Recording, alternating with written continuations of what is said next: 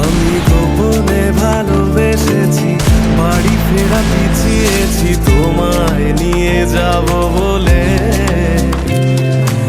একবারে এসে দেখো, এসে বুকে মাথা রেখো, তুলে দেব চুলে রেখে হাত।